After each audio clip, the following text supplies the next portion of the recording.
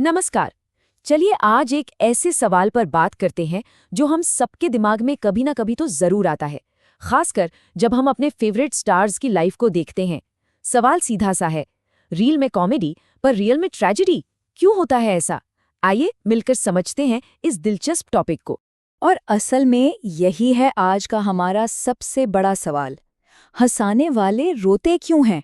मतलब जो लोग हमारी जिंदगी में इतनी हंसी, इतनी खुशियां भर देते हैं, उनकी अपनी जिंदगी में इतने आंसू क्यों?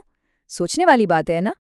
तो चलिए इसी पैराडॉक्स को, इसी उलझन को समझने की कोशिश करते हैं। और देखिए, ये सिर्फ कॉमेडियंस की कहानी नहीं है, ये असल में उन सभी पब्लिक फिगर्स की कहानी है जिनकी वो चमक दमक वाली पब्लिक इमेज के पीछे ना एक बिल्कुल अलग, एक निजी संघर्ष छिपा होता है। इसको ना एक फाइनेंशियल एंगल से समझते हैं। सोचिए किसी सेलिब्रिटी की जो पब्लिक लाइफ है, वो किसी कंपनी के बैलेंस शीट के पहले पन्ने जैसी है, एकदम चमचमाती हुई, जहां सब कुछ प्रॉफिट में शानदार दिखता है। पर उनकी जो असल जिंदगी है, वो उस बैलेंस शीट के छिपे हुए लायबिलिटी सेक्शन जैसी है, जहां असली टेंशन, असली कीमत, वो सब दर्ज होता है। और ये जो फर्क है ना, ये सिर्फ एक एहसास नहीं है। कुछ लोग तो इसे ज्योतिष के नजरिए से भी देखते हैं। वो कहते हैं कि जब ग्रहों का प्रेशर बढ़ता है तो नतीजा बिल्कुल यही होता है, स्टेज पर जोक और घर पर टेंशन। चलिए अब इसी लेन देन को थोड़ा और गहराई से समझते हैं। मतलब पब्लिक में प्रॉफिट तो प्राइवेट में लॉस, ये काम कैसे करता है?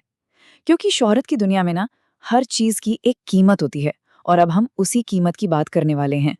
हम सब जब सेलिब्रिटी लाइफ के बारे में सोचते हैं तो क्या आता है दिमाग में? पैसा, फेम, फॉरेन ट्रिप्स, है ना? एक सपनों की दुनिया।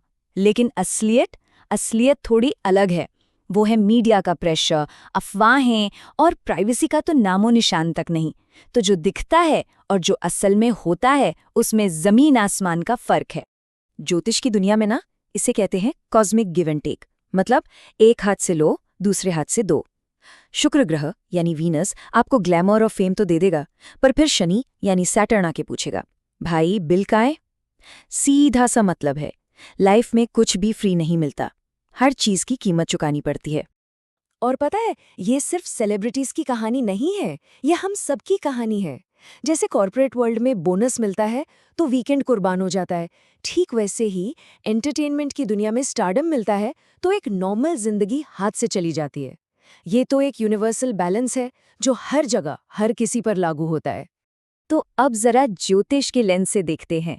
ये जो आजकल एंटरटेनमेंट इंडस्ट्री में इतनी इमोशनल उथल-पुथल मची हुई है, इसके पीछे ग्रहों का क्या खेल चल रहा है? चलिए इस कॉस्मिक ड्रामे के किरदारों को समझते हैं। तो इस कहानी में पहला किरदार है वीनस यानी शुक्र। ये ग्रह है फेम, ग्लैमर और रिश्तों का। तो जब भी ग्लैमर वर्ल्ड की बात होगी, वीनस तो हमेशा सेंटर स्टेज पर रहेगा ही। दूसरा प्लेयर है मर्क्यूरी यानी बुध। मीडिया, कम्युनिकेशन, कॉन्ट्रैक्ट्स, ये सब इसका डिपार्टमेंट है। पब्लिक में क्या कहा जा रहा है, मीडिया में क्या चल रहा है, सब बुध के कंट्रोल में। और फिर आता है तीसरा और सबसे अनप्रिडिक्टेबल खिलाड़ी, राहु। ये है सडन ट्विस्ट्स, विवादों और अचानक होने वाली घटनाओं का प्लैनेट। जब ये सीन में आता है ना, तो पूरी की पूरी स्क्रिप्ट ही बदल जाती है। तो सोचिए, जब ये तीनों, ग्लैमर का वीनस, मीडिया का मर्क्यूरी और विवादों का राहु, एक साथ एक्टिव हो जाते हैं, तो क्या होता है? ये एक परफेक्ट कॉस्मिक स्टॉर्म की रेसिपी है। पहले रिलेशनशिप्स की खबरें बढ़ जाती हैं, फिर मीडिया में अफवाहें आग की तरह फैलती हैं, और फिर अचानक से कोई बड़ा पब्लिक विवाद खड़ा हो जाता है। लेकिन एक सवाल अब भी बाकी है। किसी एक्टर या पॉलिटिशियन के साथ कुछ हो तो ठीक है, पर जब किसी कॉमेडियन की लाइफ में कोई ट्रेजेडी होती है, तो हम सबको इतना बड़ा झटका क्यों लगता है? क्या वजह है इसकी? ज्योतिष के हिसाब से कॉमेडियंस की जो कमाल की कला होती है ना, उसके पीछे अक्सर दो प्लैनेट्स होते हैं, मर्क्यूरी और मून। बुध देता है उन्हें एक्सप्रेशन का टैलेंट और चंद्रमा देता है इमोशंस की गहराई। पर दिक्कत ये है कि ये दोनों ही ग्रह बहुत ज्यादा सेंसिटिव माने जाते हैं। तो जब इन पर कोई भी प्रेशर आता है ना, तो वो कलाकार खुद एक इमोशनल रोलर कोस्टर पर सवार हो जाता है। और यहीं पर फाइनेंस की दुनिया का एक और नियम बिल्कुल फिट बैठता है कि रिस्क सबके कॉलम में होता है, बस कैटेगरी अलग होती है। मतलब रिस्क से कोई नहीं बच सकता, चाहे वो आम इंसान हो या कोई बहुत बड़ा कॉमेडियन। सबकी अपनी अपनी बैलेंस शीट में एक रिस्क वाला कॉलम तो होता ही है। तो सवाल ये है कि हम इन सब से क्या सीख सकते हैं? इस चकाचौंध भरी दुनिया से हमारे लिए क्या सबक हैं? चलिए अब इस पूरी बातचीत के निचोड़ पर आते हैं। तो असली सवाल क्या है? यही कि सच्ची कामयाबी आखिर है क्या? एक मजबूत इनकम स्टेटमेंट या एक स्टेबल इमोशनल बैलेंस शीट? बाहर की सक्सेस और अंदर का सुकून, ये दोनों एक साथ मिलना, सच कहूं तो एक बहुत ही रेयर कॉम्बो है। असली बैलेंस तो इसी में है।